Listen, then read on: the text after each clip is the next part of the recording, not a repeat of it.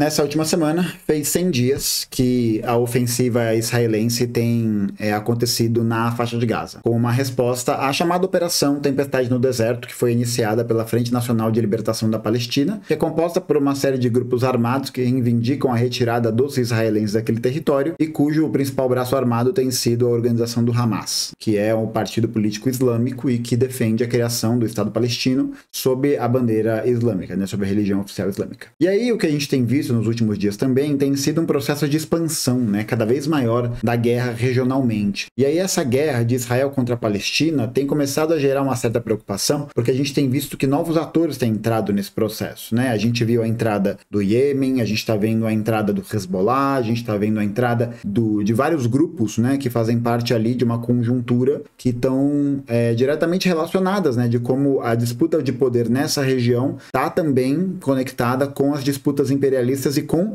o comércio internacional, Então, o vídeo ensaio não ensaiado de hoje é para poder falar um pouquinho a respeito desse processo, dessa guerra que se expande e se isso significa, necessariamente que a gente está tratando do início do fronte de uma terceira guerra mundial. Então, a gente vai abordar esse tema no vídeo ensaio não ensaiado de hoje. Bom, para poder começar, a gente tem visto que esses avanços israelenses sobre esses vários territórios, e contra essas outras organizações diferentes do Hamas, estão ganhando, uma característica cada vez maior, para além só dessa narrativa oficial de um combate da liberdade e da democracia representados por Israel, bem entre aspas, contra o Hamas. Mas o que a gente tem visto, sistematicamente, é que Israel também tem atacado vários países no entorno do seu território, desde o início da ofensiva. O Líbano e a Síria, por exemplo, têm sido países que têm sido alvos desses ataques. A justificativa que Israel se utiliza, para poder atacar esses lugares, é que ela está atacando justamente os seus alvos do Hezbollah. O Hezbollah, só para contextualizar muito rapidamente, foi uma organização surgida durante a Guerra Civil Libanesa, que vai acontecer entre 1975 e 1990, e aí vai ser fundado sobretudo depois da invasão israelense que acontece no território libanês em 1982. Então o Hezbollah é uma organização islâmica, é uma organização de política de resistência islâmica e que tem um braço armado. Então basicamente o Hezbollah, ele é um partido, ele também é uma organização política e que vai atuar na vida, sobretudo das pessoas no sul do Líbano, norte de Israel. Então até hoje essa área do sul do Líbano, norte de Israel, é uma área que tem muito tensionamento militar, que tem muito guarda de fronteira, que tem muita estrutura e que acaba contrapondo essas duas forças. E aí o Hezbollah, ele controla mais ou menos aquela região, e o Hezbollah, muito além do que a propaganda imperialista vai dizer, a respeito dele, porque desde que a gente teve, a partir de 2001, eu diria que a partir dos anos 90, mas acho que em 2001 isso se intensifica muito mais, a gente começa a ter, justamente um processo de avanço de uma narrativa, política, uma narrativa hegemônica, que defende a perspectiva, enfim, de transformar toda e qualquer organização islâmica e tal em um resumo de terrorista.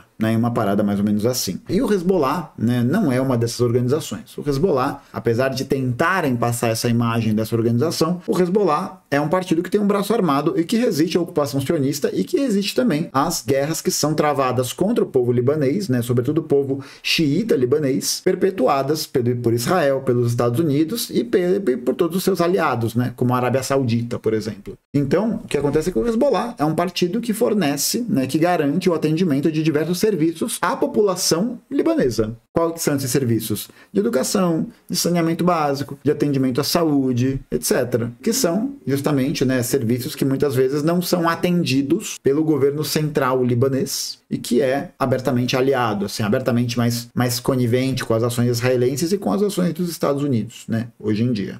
E aí o que acontece é que muita gente tenta fazer essa aproximação do Hezbollah com o Irã, que é ali o país xiita da região e que passou por uma revolução, a Revolução de 1979, que expulsou o Shah Reza Pahlavi, que era Pahlavi, eu nunca lembro como é que pronuncia, mas que vai expulsar o Shah, que era tipo o rei local ali, e que atuava de maneira a ser um aliado dos Estados Unidos, do imperialismo britânico, do imperialismo estadunidense na região, E com essa revolução, se instala um governo, de maioria xiita e que vai se constituir como um governo que vai contrapor a hegemonia dos Estados Unidos que existiam antes naquela região, em 79.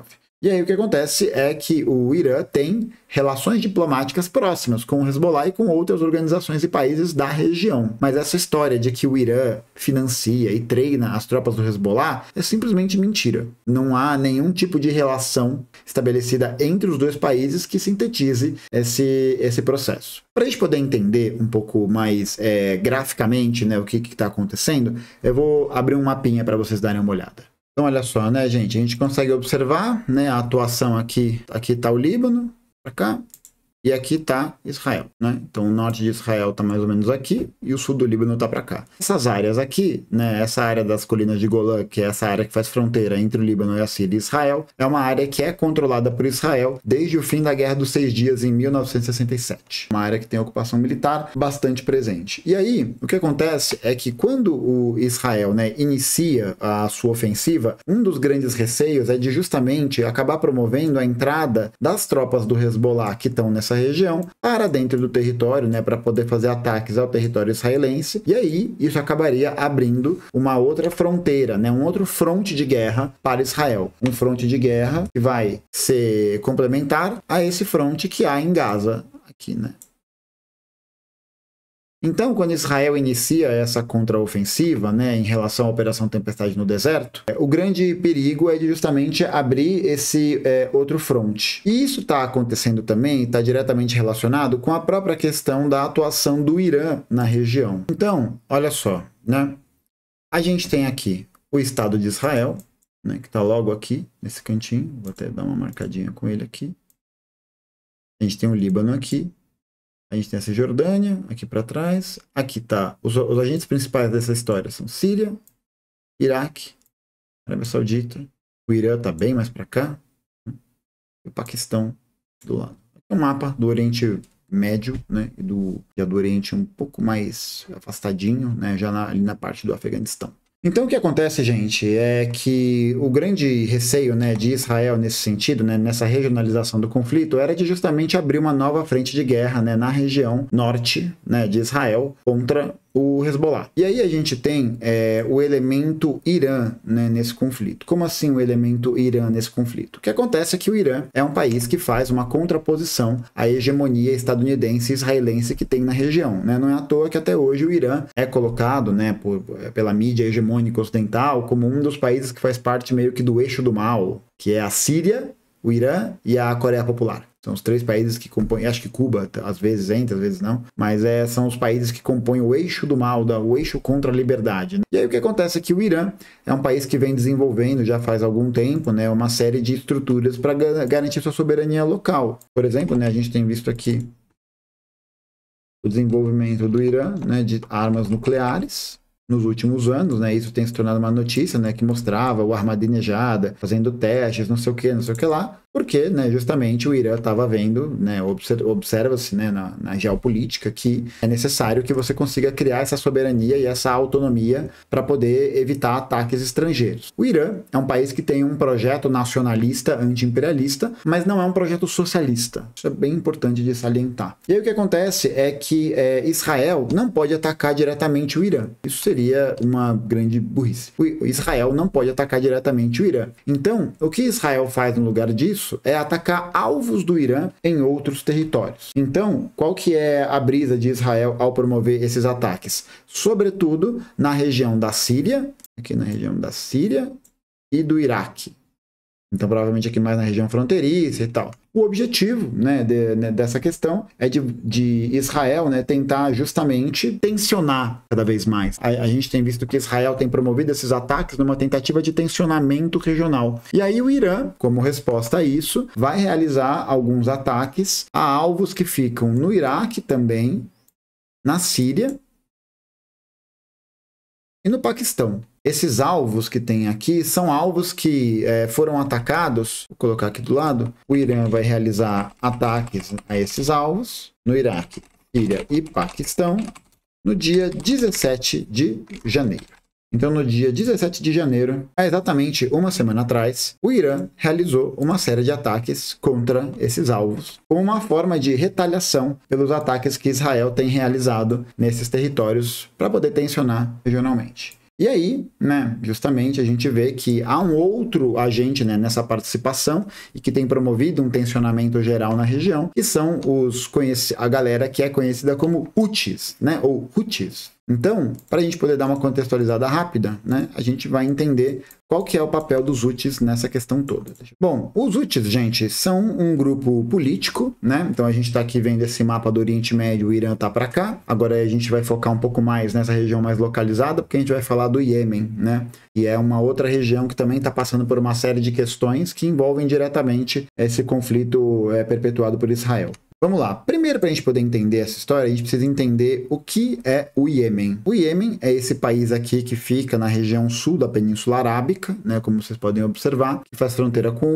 o Omã, fronteira marítima com Djibouti e fronteira com a Arábia Saudita ao norte. Então, o que acontece é que o Iêmen, ele foi um país, né, que durante muito tempo foi de controle britânico. O Iêmen, ele passou para controle britânico em 1839, e aí a partir desse controle britânico, ele vai ser um protetorado que vai funcionar sob diversos esquemas de repúblicas diferentes, né, mas todas elas com um controle britânico. E aí, durante os anos 60, o Iêmen vai se dividir em duas partes, né? O Iêmen, ele vai acabar se dividindo em Iêmen do Norte, mais ou menos para cá, e Iêmen do Sul. Eu até separei um outro mapa. Então, o que acontece, né, a partir desse processo ali da consolidação política do Iêmen, é que nos anos 60 vão haver uma série de movimentos, né, nacionalistas árabes na região e que vão buscar a independência, né, regional desses locais contra a sua dominação britânica, né, no caso aqui do Iêmen. Então, o que acontece é que a gente vai ter, em 1962, uma revolução contra a monarquia zaidita do Iêmen. Eles vão conseguir alguma autonomia em relação ao Império Britânico, o que vai garantir com que eles pudessem instalar, né? Foi instalada uma monarquia que tinha o apoio do Império Britânico e tinha o apoio da Arábia Saudita, justamente porque essa monarquia correspondia, óbvio, aos interesses que eram interesses relacionados a esses países. Então, depois de 62, né, vai ter uma revolução contra a monarquia zaidita do Iêmen e vai instalar, né, um governo republicano árabe. Esse governo, né, ele tem um caráter reformador institucional. Só que a grande questão é que esse governo ele vai acabar sendo liderado por forças que vão manter as estruturas históricas que existiam no Iêmen de muita concentração de terra. Então você tem grupos, né, no Iêmen hoje, que são grupos que detêm uma posse territorial muito grande, e a maioria da população é aquela velha história, né, que a gente tá ligado. A maioria da população vive na merda, né, enquanto a galera ali vive um pouquinho, não tanto na merda. Basicamente é isso,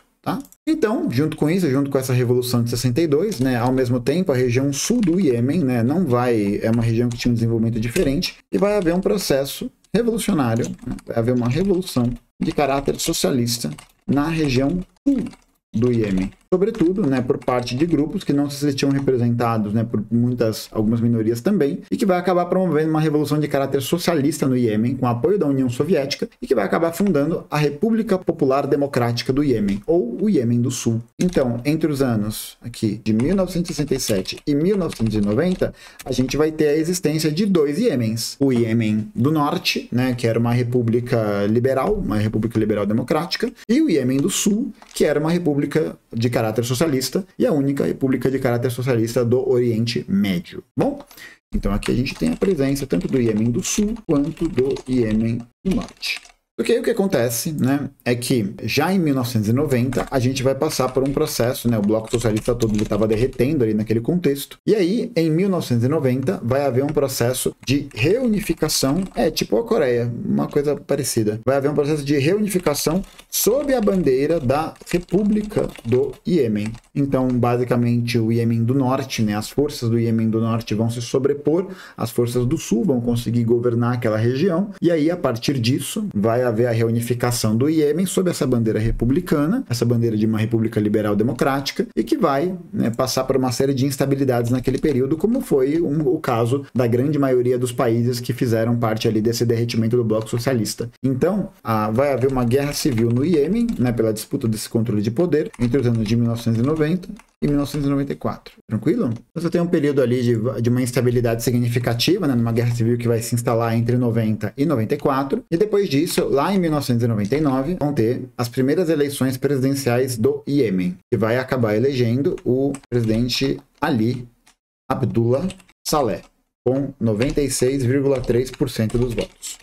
A única votação maior e mais expressiva do que essa foi a da eliminação da Carol Conká do Big Brother Brasil. E aí o que acontece, gente, basicamente é que a partir então dessa eleição do Saleh, o governo do cara vai ser um governo que vai ser notadamente marcado por um processo de muitos tensionamentos internos, sobretudo porque ele vai ser conhecido como um cara que vai governar pró-Estados Unidos, pró-Inglaterra, pró-Israel, pró-Arábia Saudita. Então isso daí vai acabar levando a um desgaste muito grande por parte dessas organizações. E aí, nos idos dos anos 2000, né, a gente vai ter o surgimento de uma outra força importante, que é justamente a força de um grupo, já ali nos idos, como final dos anos 90, começo dos anos 2000, então aqui já nos anos 2000, a gente vai ter a organização de um movimento conhecido como Ansar Allah. O movimento Ansar Allah era um movimento, né, é um movimento também de caráter islâmico, um movimento de partido, né, também desse mesmo lance organizativo, e que, né, a mídia ocidental carinhosamente apelidou de Houthis, né, é meio que uma coisa para poder gerar um apelido de catch, né, para poder pegar fácil aí na mente das pessoas. Então o que acontece é que vai ter, né, nesses anos 2000 a organização desse movimento, que é o movimento chamado Ansar Allah. O movimento, né, chamado Ansar Allah, queremos que você fale da biografia da Taylor. Vamos continuar. Então o que acontece é que esse movimento vai receber esse nome de Houthis porque um dos comandantes, né, desse movimento Ansar Allah, que era um cara que tinha o sobrenome Houthi, vai ser morto em ação em 2004 por forças israelenses, né? Então eles vão começar a reivindicar, né? Então eles reivindicam aqui partes do território iemenita que são alvos de operações dos Estados Unidos, da Arábia Saudita e de Israel. Eles vão ser alvos de operações justamente porque esse movimento, né, é um movimento que esse movimento, ele questionava a hegemonia saudita americana local. E sobretudo porque, olha só que curioso, o movimento Ansar Allah, ele é um movimento também de caráter xiita, e ele é um movimento de caráter xiita e é também um movimento de caráter zaidista. O zaidismo, né, o zaidismo é um movimento, é uma parte ali, é um tipo de, é uma leitura do Islã específica, né, de grupo, né, da mesma maneira como a gente tem na Arábia Saudita o islamismo sunita de orientação wahhabista, né, que é uma outra forma de organização, e mais ou menos 35% da população do Iêmen é zaidista. Então essa população, né, ela passa a ser representada por essa presença muito grande dos Houthis no território, né, de uma maneira geral. E aí o que vai acabar acontecendo é que nesse processo os Houthis vão se organizar cada vez mais para poder tentar tomar esses territórios, e esses avanços militares vão acontecendo ao longo do tempo. E aí em 2011 a gente tem a ocorrência, deixa eu só colocar aqui então aqui embaixo. Em 2011, a gente tem a ocorrência da chamada Primavera Árabe. A Primavera Árabe vai ser aquela explosão, né, de uma série de movimentos que vão ter em toda a região ali do Oriente Médio, né, do Oriente Médio, do Norte da África, tudo mais, e vão acabar levando a uma série de processos políticos diferentes entre si. No caso, a gente pode até destacar que vai ser a Primavera Árabe que vai tirar o Gaddafi, o Muammar Gaddafi do poder na Líbia, que vai tirar o Hosni Mubarak no Egito, que vai também desestabilizar o governo do Bashar al-Assad na Síria, etc, etc, etc. E no território iemenita também não é diferente, tá? Não é diferente. O que vai acontecer é que graças a essa grande movimentação, né, a esse grande processo de mobilização, em 2011, né, aquele presidente que eu havia comentado antes, né, o Saleh, né, o presidente Saleh, que estava governando o Iêmen desde então, será deposto pelo povo iemenita, e aqui com uma participação muito grande dos Houthis, né? Vou chamar de Houthis para deixar mais fácil nessa atribuição. O que vai acabar acontecendo é que vai entrar, né, como vice-presidente o vice-presidente Hadi nesse período. Só que aí, já a partir na viradinha entre 2011 e 2012, vai haver um processo legislativo, uma tentativa de organização de eleição que não vai para frente, que não vai dar certo. E a partir desse momento a gente começa a ver uma série de tensionamentos internos no Iêmen e que vão acabar levando à formação da Guerra Civil Iemenita, que acontece entre 2014 até os dias de hoje.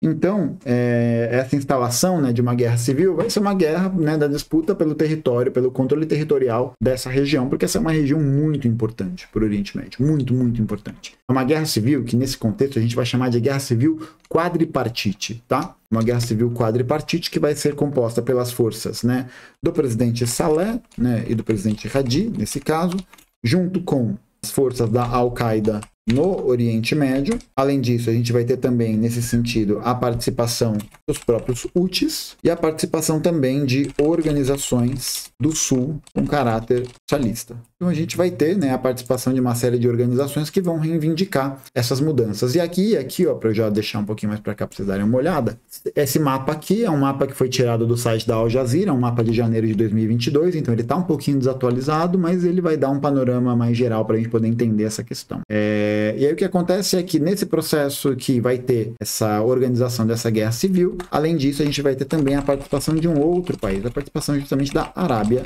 Saudita. Por que a Arábia Saudita está interessada nessa participação? Ela está interessada nessa participação justamente porque esses grupos que são contrários a essa hegemonia do Saleh e do Hadi, né, das forças governamentais, que também são apoiadas pelos Estados Unidos de alguma maneira, podem representar uma instabilidade regional para a Arábia Saudita. Então a Arábia Saudita vai apoiar essas forças contra esses grupos que estão ali organizados para poder instalar um outro tipo de governo no Iêmen.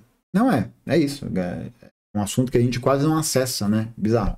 Atualmente, então, é uma guerra para conseguir manter o domínio socialista? Não tem nem domínio socialista na região. Grupos socialistas participam da guerra civil, né? É uma disputa pela hegemonia local, né? É uma guerra civil que vai falando, né, dessas questões. Então, o que acontece nessa região aqui é que a gente está vendo, né, que existem umas... Deixa eu até bloquear aqui a imagem para não mexer. Mas a gente tem visto aqui que é um território que está em constante disputa. Então, olha só. Aqui a gente pode perceber que o território mais em laranjinha aqui, né, nesse bege mais escuro, está sob controle do governo. E esse território aqui, um bege mais claro, está sob influência do governo, né, mas não sobre controle total. E aí, os Houthis têm avançado dessa região norte em direção ao sul até a capital. Tanto que, né, os Houthis, em 2014, 2015, tomaram a cidade de Sanaa, né, que é uma cidade que é a capital oficial do Iêmen. Então, hoje, o Iêmen ele é dividido em dois países. Né? Existe um conselho político formado pelo grupo Ansar Allah, que governa em Sanaa, e o governo... Deixa eu só passar o helicóptero.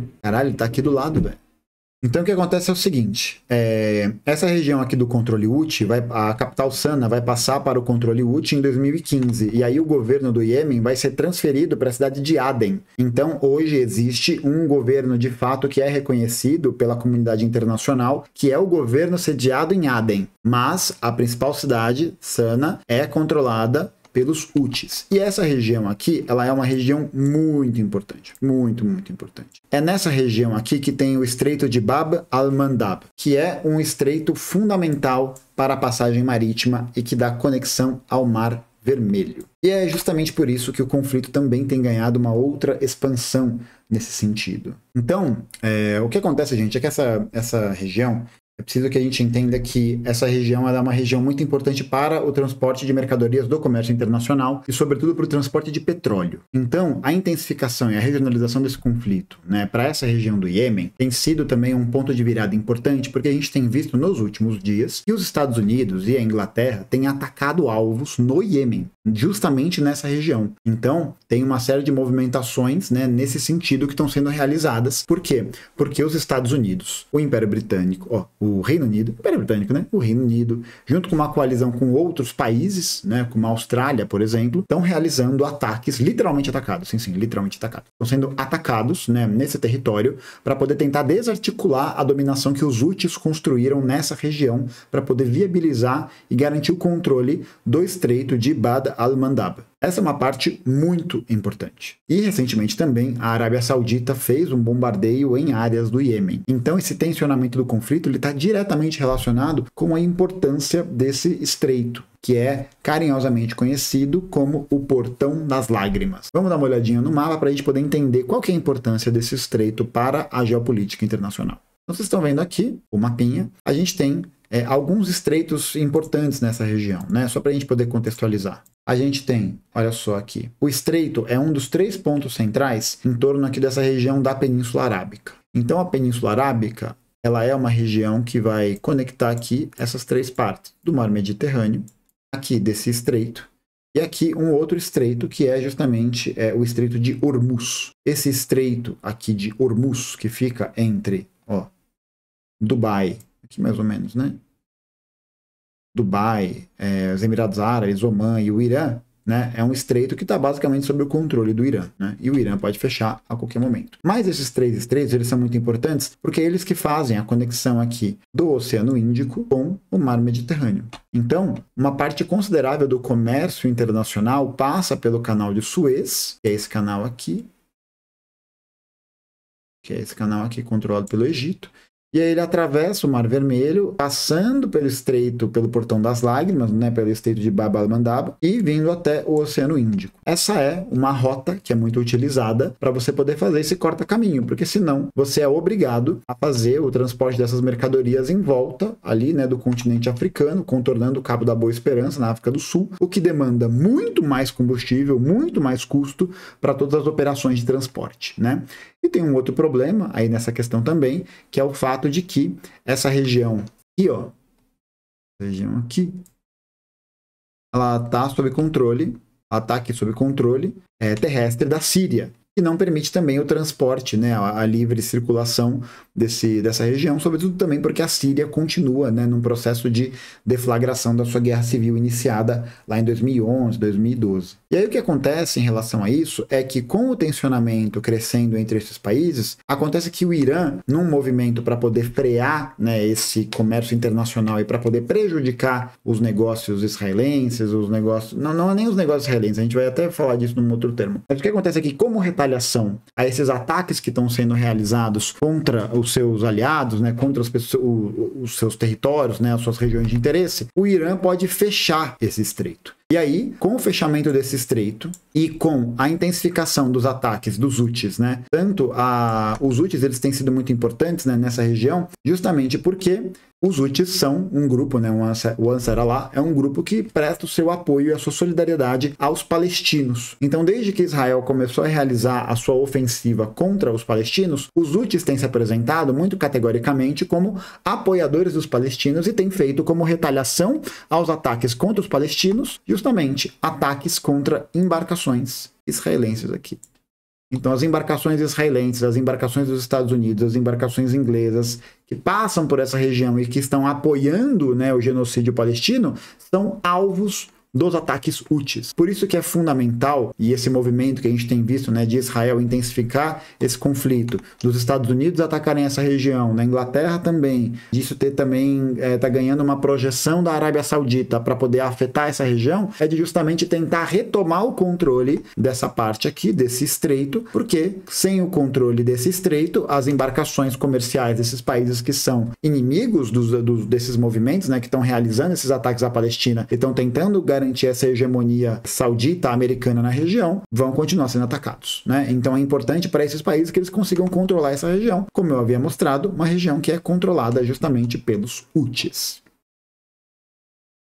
Então o que acontece é que ao mesmo tempo que Israel, né, iniciou a ofensiva contra Gaza, Israel também ampliou seus ataques ao Líbano, à Síria e ao Iraque de maneira sistemática. Porque essa região, ela é uma região que tem uma importância fundamental no transporte de petróleo. Então, essa região que passa pelo Canal de Suez e que passa pelo Portão das Lágrimas é uma região em que basicamente você vai ter o transporte de petróleo saudita para a região europeia pelo Mar Mediterrâneo. Então, boa parte daquilo que é produzido em petróleo e que é transportado para essa região é transportado através do Canal de Suez. E como o Mar Vermelho agora ele está passando por um processo de tensionamento pela ação dos Houthis contra as ações de Israel, isso significa também um golpe nos negócios das burguesias internacionais que transportam esse petróleo. Para dar uma contextualização, né, é importante que a gente tente colocar alguns agentes nesse sentido. O Iraque, né, por exemplo, hoje ele é um país que não tem nenhuma unificação estabelecida direito. A ocupação americana e a destruição perpetuada pela guerra fizeram com que hoje o Iraque seja um país completamente retalhado e um país sem qualquer tipo de unificação política, né, para poder conseguir ter um planejamento para poder evitar esses ataques e se organizar nesse sentido. A Síria também é um país que está completamente devastado pela guerra civil e pela destruição causada por esse conflito, né, pelas intervenções estrangeiras. E hoje, né, eu acho que o principal risco, né, e aí é nesse ponto que Israel demonstra, né, o porquê que ela está fazendo isso, né, por que ela está expandindo esses ataques e está meio que forçando essa barra, né? Ela está basicamente forçando essa barra porque com o processo de arrastamento, né, do Hezbollah para o conflito, o objetivo é de, abrindo essa segunda frente, Israel contar com o apoio incondicional dos seus aliados e também o apoio de tropas estrangeiras que vão, dessa maneira, conseguir ganhar uma legitimidade para intervir não só no território israelense para poder defender dos ataques do Hezbollah, como também garantir uma intervenção por terra na região do próprio Iêmen, na região dessa própria área que é controlada pelos Houthis. Então esse movimento que está sendo realizado é um movimento que visa regionalizar cada vez mais o conflito e ele está diretamente relacionado também com o fato de que esses países que transportam o petróleo, né, não os países, né, mas as empresas que transportam esses petróleos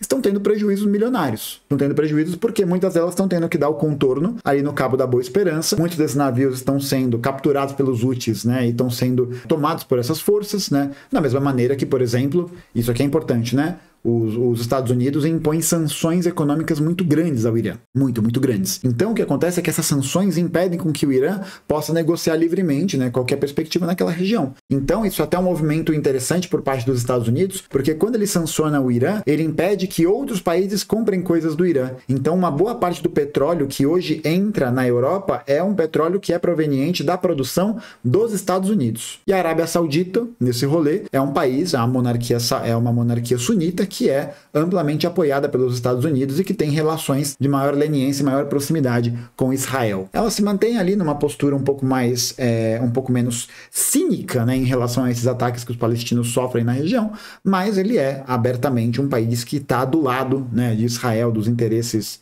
dos Estados Unidos na região, sobretudo, né, um grande parceiro comercial, está ali há muito tempo. Então, esse é um outro ponto definidor dessa questão. Israel parece querer provocar a entrada, sobretudo, do Irã no conflito. Porque com a entrada do Irã, que é um país que tem uma relação geopolítica mais tensionada com o principal aliado de Israel, os Estados Unidos, com esse arrastamento do Irã para o conflito, a ideia é que você tenha o apoio dos Estados Unidos na região e aí você consiga consolidar essa retomada territorial, essa ofensiva territorial, na verdade, que Israel está realizando tanto em Gaza quanto na Cisjordânia, né? Não é à toa que o Benjamin Netanyahu, né, quando ele vai mostrar ali o mapa da região numa exposição que ele faz em algum evento que ele faz, eu não lembro agora, se eu conseguir achar essa imagem aí para mostrar, seria ótimo, que ele mostra, né, que toda a Palestina já é território israelense. Então, com essa entrada, né, com essa puxada dos Estados Unidos e a sua entrada no conflito diretamente, isso vai significar necessariamente uma estabilização desse plano da transformação de um território israelense geral. E, eventualmente, até colocar os Estados Unidos contra o Irã diretamente. Esse seria ali um momento aí de tensão bem foda nessa região, que pode acabar levando muita gente a ver, né, que esse conflito que está se desdobrando dessa maneira é um conflito que pode levar à Terceira Guerra Mundial. Mas e aí? Vai levar à Terceira Guerra Mundial? Que história é essa? O Paquistão é um país também que é tradicionalmente aliado dos Estados Unidos e que também tem bases militares dos Estados Unidos naquele lugar. Ó, acharam aqui a imagem. Vocês são incríveis. Então, olha só. Essa aqui é a imagem do Benjamin Netanyahu, né? Vendo aqui o mapa do Novo Oriente Médio. Novo Oriente Médio com Israel já com a anexação de todo o território da Palestina. Então a tentativa de levar, né, o Irã a esse conflito provavelmente também tem relação direta com essa perspectiva de expansão do território israelense e com a entrada de tropas dos Estados Unidos e dos seus aliados de ter mais poder de fogo para poder conseguir fazer essa expansão. Israel quer tomar territórios na Síria, na Jordânia e nos outros? Sim. Quer, né? Quer. É bastante importante para a consolidação política de Israel fazer esse movimento. Então, a partir toda essa história, né, de pensar no desenvolvimento desse conflito regionalmente, a gente pode dizer que o mundo está chegando a uma terceira guerra mundial? Eu acho que é importante a gente ter muita cautela quando a gente fala sobre isso, né, porque muita gente vai se utilizar desse termo, né, e vai fazer uma análise para poder caçar clique, né, é isso, para poder conseguir virar meio que um clickbait em página de assunto militar, e aí esse risco, né, ser o principal eixo da análise. E o problema de ter esse eixo principal como análise é que a gente deixa de ver a guerra como de fato ela é. É preciso sempre lembrar dos ensinamentos do Clausewitz, né, de um importante teórico que elaborou muito sobre a guerra, que é que a guerra é a continuação da política por outros meios. A guerra é a continuação da política por outros meios, porque quando a gente faz essa análise, né, muitas vezes que é marcada por essa preocupação tão grande com a Terceira Guerra Mundial como um evento separado, a gente não consegue ver quais são as questões que estão diretamente correlacionadas, né, regionalmente. Então, é exatamente isso, André, são vários conflitos acontecendo ao mesmo tempo. São vários conflitos que estão acontecendo ao mesmo tempo, e é preciso que a gente relembre que nunca existe, né, dois antagonistas que vão estar ali transformando uma guerra em uma coisa abstrata, né, em uma parada que não significa nada. Ah, vou entrar em guerra contra outra pessoa porque ele é bobo, feio e chato. Não. É preciso que a gente sempre relembre que o processo de desenvolvimento de um conflito, ele está diretamente relacionado aos projetos e disputas políticas que existem regionalmente. Parando para pensar, por exemplo, na ocorrência da Primeira Guerra Mundial. A Primeira Guerra Mundial, por exemplo, ela vai ter ali um movimento que vai ser o assassinato do Francisco Ferdinando, o arquiduque herdeiro, né, do Império Austro-Húngaro. Aquele foi o evento iniciador da Primeira Guerra Mundial? Não. Quer dizer, foi e não foi, né? Foi e não foi porque ele é mais um dos eventos, né, que vão fazer a marcação desse tensionamento que está acontecendo na Europa há muito tempo. Porque antes da Primeira Guerra Mundial, a gente tem, por exemplo, o Império Turco-Otomano se envolvendo em várias guerras contra a Inglaterra, contra a França, contra a Itália. A gente vai ter uma série de disputas territoriais entre a Alemanha e a França. A gente teve a Guerra Franco-Prussiana que aconteceu antes e que vai ajudar a dar mais substância para esse tensionamento. Então, novamente, né, parafraseando Clausewitz, a guerra nunca deflagra subitamente. Sua extensão não é obra de um instante. Isso é muito importante porque daqui a pouco vai ter provavelmente algum tipo de evento que vai fazer a marcação do início, possivelmente de uma guerra na região. Ah, é isso aqui. É o sequestro do navio. Olha só como isso é importante para a ideologia dominante. É o sequestro do navio americano mother, que vai ser o evento iniciador da Terceira Guerra Mundial. E não. Né? A gente viu, né, a partir da exposição sobre esse contexto, sobre a guerra civil iemenita, sobre os Houthis, sobre a ofensiva palestina, blá, blá, blá, blá, blá, blá, que são várias coisas, né, que estão acontecendo nesse processo. Então, não é sobre você esperar, procurar ou apontar pelo momento em que a gente vai poder definir que aquilo ali foi uma guerra, que uma guerra mundial vai acontecer. A questão é que esse tensionamento cresce. Esse tensionamento cresce. Basta a gente, por exemplo, né, poder observar. A Segunda Guerra Mundial, ela é, na historiografia, marcada a partir do processo de invasão, por exemplo, da Polônia pela Alemanha nazista. Mas em 1935, o Japão já invadiu a China. Tá ligado? Nos anos 30 já havia assinatura de vários pactos de não agressão com a Alemanha nazista, com vários outros países. Já teve a Conferência de Munique, tiveram vários eventos que vão levar a esse processo. Então é importante que a gente entenda que o objetivo agora de Israel é levar justamente para uma regionalização da guerra. Porque com essa regionalização da guerra, e aí o perigo também de se transformar numa generalização do conflito, é de que a ideia é de entender não exatamente, né, o conflito se expandindo por ele mesmo, mas é preciso entender como e por que ele está se expandindo. Não é a guerra que define a política. É a política que define a guerra. Então, é preciso que a gente tenha isso em mente quando a gente está pensando nesse contexto e em outros qualquer que a gente vai poder analisar, que são sempre esses projetos políticos das classes dominantes de cada uma dessas estruturas e instituições e organizações que vai estar conduzindo o processo que vai levar à deflagração ou não de uma guerra. Tá ligado? Então, essa é uma parada bem importante pra gente poder entender, sabe? É uma parada bem importante porque ela diz respeito exatamente à forma de como a luta de classe está se expressando no mundo, por exemplo. Então, é importante a gente entender que essa guerra está se regionalizando exatamente porque há uma política sionista tocada pelo Estado de Israel, apoiada pelas classes dominantes dos Estados Unidos e da Inglaterra, em realizar uma expansão do território israelense na região. O que significa aumentar também e contrapor a hegemonia que tem sido criada contra o Irã. Aumentar a hegemonia e a influência política da Arábia Saudita e o seu projeto político. E é importante isso, né? A gente nunca caracterizar a guerra como uma guerra meramente colocada das relações geopolíticas, né? Tipo, a Arábia Saudita contra o Iêmen, tá ligado? O Hezbollah contra Israel. Não. É preciso que a gente consiga entender que as relações políticas, né, e esses projetos que estão constituídos em diferentes disputas, sejam eles da guerra que no final das contas é a guerra de classe, né, se expressando de uma certa maneira, eles não são elementos de guerra que são levados pela simples deflagração dos países. A guerra é a continuação da política. É isso. E aí a questão, né, para a gente poder também pensar esse elemento vai ser se as outras potências-chave querem se envolver ou não nesse conflito. E isso vai estar diretamente relacionado com as outras necessidades das políticas que tem naquela região, sobretudo voltado para a política econômica. Porque qual que é o grande objetivo da liberação, por exemplo, da região do Iêmen? É liberar para que os navios de petroleiras e empresas possam passar. Por isso que tem relação com o projeto político econômico. Ou, por exemplo, né, para a Europa também é muito interessante que haja o controle, por exemplo, do Mar Negro, que hoje está sob controle russo e que impede que haja, né, uma livre circulação ali, impede, entre aspas, né, a livre circulação de mercadorias da Europa naquela região, tendo em vista que a Rússia é, assim como o Irã, um país sancionado pelos Estados Unidos. Então, eu acho que é importante para a gente poder sempre avaliar que a política econômica capitalista e o seu desenvolvimento mundializado com as suas particularidades regionais são os elementos que vão produzir as questões que levarão à guerra. Isso é importante. Isso é muito importante. Então, a escalada que tem na guerra no Oriente Médio, ela precisa ser vista a partir dessa perspectiva. Porque não é um jogo sobre estados. Não é um jogo sobre estados, não é de interesse dos estados. Porque o Estado, por si só, ele não é uma ferramenta de todo o povo, de todo o país.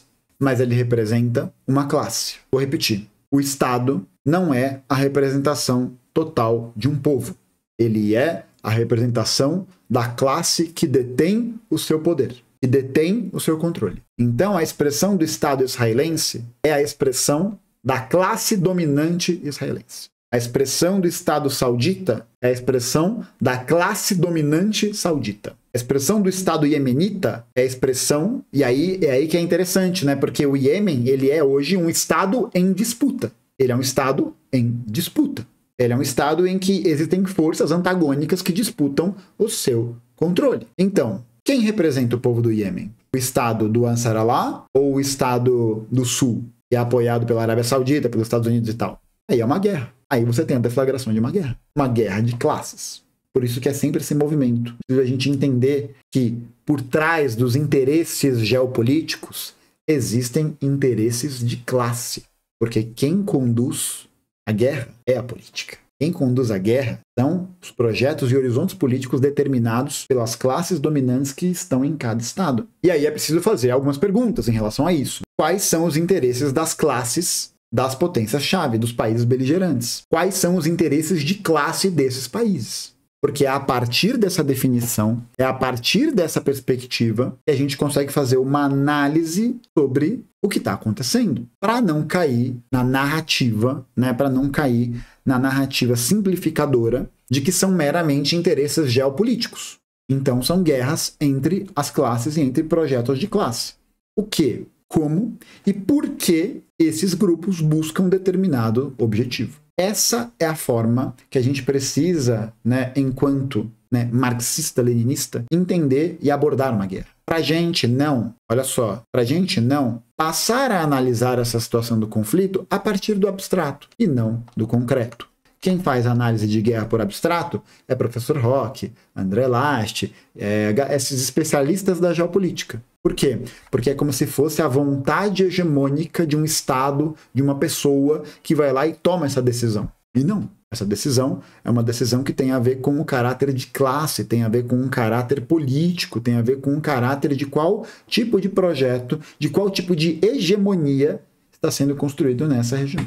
E aí, existem outras perguntas que têm que ser feitas, né? Porque fizeram uma pontuação muito boa. É uma guerra de burgueses petroleiros, ótimo. Uma guerra da burguesia, de setores dessa burguesia, que está diretamente relacionada com o comércio mundial, né? A gente está falando de petróleo. É uma guerra dessa burguesia generalizada e que quem paga pela guerra são os trabalhadores. É isso. A gente sabe, né, pela experiência histórica, que a guerra de rapina, a guerra imperialista, é uma guerra em que esses interesses das classes dominantes são colocados como horizontes políticos e representam, nesse processo, o interesse da classe trabalhadora, o interesse do proletariado. E não é. A gente sabe que a guerra imperialista nada mais é do que um grande moedor de carne para poder colocar as pessoas, servir o exército e cumprir com os seus objetivos políticos. Basta a gente ver, né, por exemplo, que depois da Segunda Guerra Mundial, a burguesia alemã, que apoiou a Alemanha nazi, vai sofrer algum tipo de retaliação por ter apoiado a Alemanha nazi? Me responde isso. A burguesia alemã depois de 1945, vai sofrer algum tipo de represália na Alemanha Ocidental? Não. Nem na Alemanha Oriental ela vai. Na Alemanha Oriental ela vai. Na Alemanha Ocidental não. Por que não?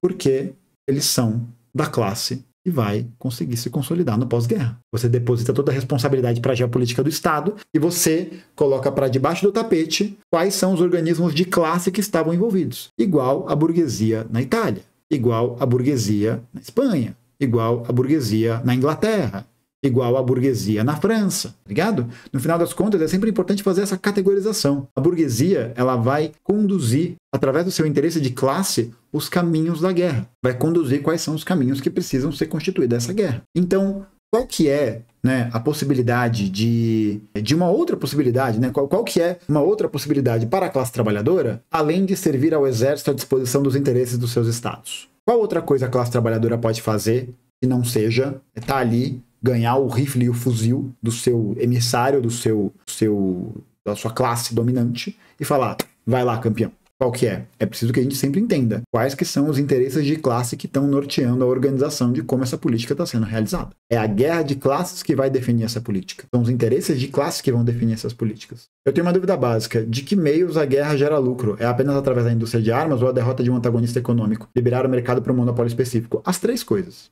Primeiro, né, pensando mesmo como funciona o lance de financiamento da guerra. Para você armar um soldado dos Estados Unidos, você precisa de muito dinheiro. Muito dinheiro. Porque pensa comigo, essa indústria é uma indústria que mobiliza a indústria petroquímica, mobiliza a indústria do vestuário, mobiliza a indústria alimentícia, mobiliza a indústria técnico-científica, de carros, de veículos, elétrica, sanitária, até mesmo de título da dívida, título de guerra que a pessoa pode comprar para poder apoiar as tropas. Support our troops, construção civil, material de saúde, tudo envolve a guerra. A guerra envolve tudo. Ela é um campo de negócio muito fértil. Não é à toa, né, que os Estados Unidos se envolvem muito em guerra. A economia deles é muito baseada nesse processo de intervenção, e aí justamente para poder haver a liberação de mercados locais para que o monopólio deles seja o monopólio vencedor. Não é à toa que a Primeira Guerra Mundial é uma guerra que vai disputar exatamente qual seria a burguesia que seria dominante no mundo. Se o mundo seria dominado pelas empresas inglesas ou se o mundo seria dominado pelas empresas alemãs e as suas particularidades políticas, né? É isso, no final das contas é isso. A Primeira Guerra Mundial, ela é o retrato disso. Ela é o retrato exatamente de que a guerra ela vai, no capitalismo imperialista, né, no capitalismo monopolista, ganhar uma nova projeção. Qual é essa projeção? A projeção de uma guerra de rapina. Uma projeção de uma guerra de controle mundial, de controle dos mercados mundiais, da produção mundial, de todos esses recursos, tá ligado? Então o objetivo desse tensionamento é exatamente esse, né? É tentar promover essas áreas para poder garantir que isso gere, né, um tipo de conflito que possa ser regionalizado e que possa impor, portanto, né, a dominação de determinados setores das burguesias internacionais em cada um desses lugares. Cadê o mano da oligarquia? Então, a questão é isso, né? É a gente sempre pensar por outras perspectivas que não sejam só a perspectiva de você armar um proletário, armar um soldado, um trabalhador e falar, vai lá e mate o inimigo. Porque essa perspectiva foi uma perspectiva muito utilizada pelos membros da Segunda Internacional Socialista, como Kautsky, por exemplo, que vão defender a Primeira Guerra Mundial. Vão defender a utilização, junto, né, essa aliança com as burguesias nacionais para poder se proteger do invasor estrangeiro. Então, é preciso pensar qual que é outra alternativa que a gente tem, além de receber essas armas e repetir discurso chauvinista, tá ligado? Qual é o quão convencidos e engajados estão os setores sociais desses grupos e desses povos? Sobre qual bandeira? Sobre qual aspecto? Como que o Partido Comunista, por exemplo, está se organizando? Como que as organizações religiosas como o Hamas estão se organizando? Qual que é o pensamento corrente dominante? Como essas organizações têm feito esses avanços? Quais são as contradições internas e que podem ser exploradas com objetivos revolucionários? Quais são? Essas são as perguntas que a gente tem que se fazer quando a gente olha para um tabuleiro de guerra orientado por uma perspectiva leninista. É sempre entender a guerra como fruto desse processo, dessas relações sociais, dessas relações políticas, como parte da guerra de classes. É para poder entender regionalmente quais são todas essas questões. Tá ligado? Isso é a parte mais fundamental. Parafraseando aqui, né, vou usar uma passagem de Lenin para poder ter essa referência, né, para a gente poder conseguir entender essa dimensão. A prova do verdadeiro caráter social, ou melhor dizendo, do verdadeiro caráter de classe de uma guerra consiste, evidentemente, não em sua história diplomática, mas na análise da situação objetiva das classes dirigentes de todas as potências beligerantes. Essa é a questão fundamental. Não é a história dos acordos. Não é a história da diplomacia, da reunião na ONU. É é de como as classes estão organizadas. Quais são essas posições? Para descrever essa situação objetiva, análise concreta da situação concreta, não se trata de tomar exemplos e dados isolados. Dada a infinita complexidade dos fenômenos da vida social, é possível encontrar sempre certa quantidade de exemplos ou dados isolados a fim de confirmar qualquer situação. Visto aí que essa tática é muito utilizada por esses detratores da geopolítica, pelos detratores do conhecimento, como o professor Roque, André Last, essa galera aí, né, do lobby, isso é utilizado, esses dados isoladamente são utilizados para poder descontextualizar toda a guerra, todo o conflito que há por trás da guerra. Isso é utilizado de maneira muito oportuna para poder conseguir fazer valer que aquela narrativa proposta por uma determinada classe possa ser a ideia hegemônica e dominante. Naturalizar essa ideia. O nome disso é ideologia. O nome disso é ideologia. É a naturalização de uma certa visão de mundo a partir de uma particularidade que te ajuda a entender uma dimensão, te ajuda, entre aspas, a entender uma dimensão total. Quando na verdade isso é enganoso. Isso é enganoso porque não permite com que a gente possa ver quais são os aspectos gerais que existem que vão levar à propagação desse conflito. Mas necessariamente o conjunto dos dados sobre os fundamentos da vida econômica de todas as potências beligerantes de todo o mundo. Então, esses dados não podem ser analisados sobre uma perspectiva isolada. Então, não dá para a gente poder olhar para uma expansão do conflito a partir de olhar e falar: ah, vai começar a Terceira Guerra Mundial porque o Irã tá atacando bases israelenses em algum lugar, apesar de não ter atacado ainda, justamente porque sabe desse tensionamento. Ou a Terceira Guerra Mundial vai começar porque Israel está atacando seus alvos, porque a Arábia Saudita está atacando o Iêmen. Não. É preciso que a gente entenda e faça uma análise concreta da situação concreta. Quais são os interesses de classe por detrás desse tipo de movimentação? Quais são os fundamentos da vida econômica e da relação econômica local, regional e mundial que levam a essa percepção, como a compreensão, por exemplo, da importância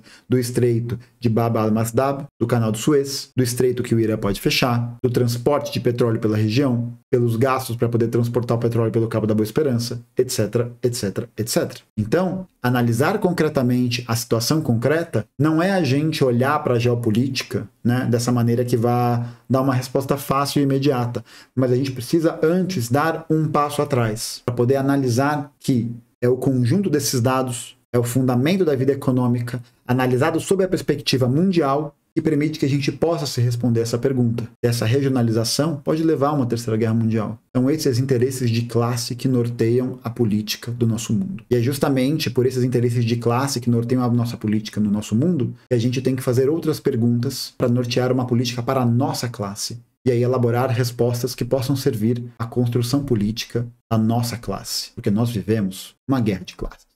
E essa guerra opera em caráter mundial. Fazer essas perguntas é fazer as perguntas certas para poder visualizar e vislumbrar um horizonte político que possa atender às demandas de emancipação e libertação da classe trabalhadora mundial.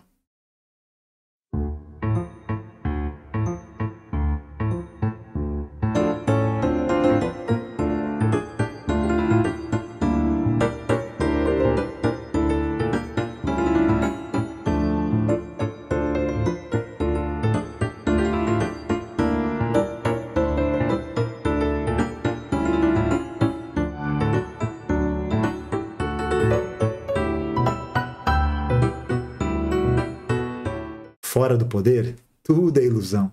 Tudo é ilusão. Bom demais, né? Caralho, Lenin é muito foda, vai se fuder.